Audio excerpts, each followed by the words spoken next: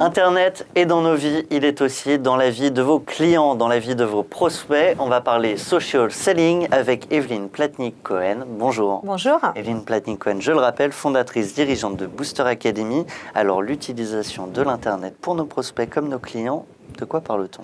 De quoi parle-t-on? Parce que le mot devient très très à la mode, vient des États-Unis, le social selling, derrière on met tout, et on met des choses qu'on fait déjà beaucoup, mais ça reste un mot encore assez particulier.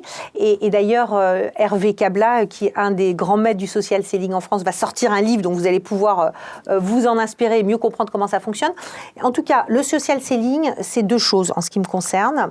C'est du ressort du commercial, déjà, et c'est du ressort de l'entreprise. Il y a déjà cette dichotomie à bien gérer pour une entreprise qui a des commerciaux, c'est-à-dire est-ce que c'est que de la responsabilité de l'un ou de l'autre? Et c'est le travail de 1 + 1 est égal à 3 qui va fonctionner.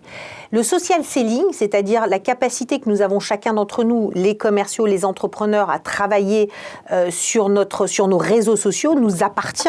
Mon LinkedIn m'appartient, il n'appartient pas à l'entreprise. Et pour autant, plus je vais travailler dessus au nom de l'entreprise, plus je vais travailler mon employabilité, mon capital social, mon personal branding.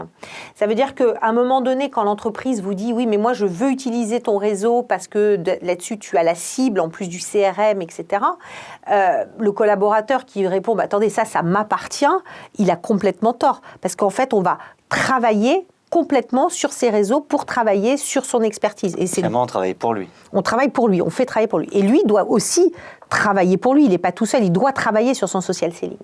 Et puis vous avez l'entreprise qui, elle, a une vocation à la fois sur les réseaux de ses collaborateurs et sur ses propres réseaux à travailler de la curation, à travailler une image, à travailler à travers beaucoup de vidéos d'ailleurs. Moi, j'incite énormément à ce que les gens travaillent la vidéo et pas que le texte, à apporter des solutions et à apporter des contenus. Donc on a ces deux sujets-là en parallèle. On se rend compte que les commerciaux qui utilisent ces sujets ont 17% de résultats supplémentaires. Vous voyez, c'est pas négligeable. C'est pas anodin, ouais. C'est pas anodin. On se rend compte que ce sont des opportunistes. Et moi, je vais aller un petit peu plus loin. Si je reçois pour Booster Academy un futur commercial qui n'utilise pas les réseaux sociaux, sachant que je suis sur une dynamique B2B, avec de la prestation intellectuelle, je ne recrute pas cette personne. Aujourd'hui, une personne qui ne sait pas faire ça et qui ne le fait pas, pour moi, c'est une personne qui n'est pas opportuniste et qui ne sait pas utiliser les outils d'aujourd'hui. C'est une personne qui ne m'intéresse pas. Donc, pour vous dire que de ça, on travaille véritablement aussi son employabilité. Et d'ailleurs, sur notre site, vous pouvez calculer votre capital social. C'est-à-dire aujourd'hui, qu'est-ce que vous valez dans la société en fonction du nombre de followers, de personnes que vous suivez, du type de contenu, du type de réseau que vous fréquentez. Et demain, au même titre qu'on vous demande votre TOEIC, votre TOEFL, demain, on vous demandera mais quel est votre niveau de capital social. Et donc, vous avez le premier test qui existe sur le site Booster Academy. Vous êtes bronze, argent, or, élite pour calculer votre capital social. Alors, pour l'instant, c'est du jeu, mais demain, vous verrez, ce sera un élément de référence sur le CV.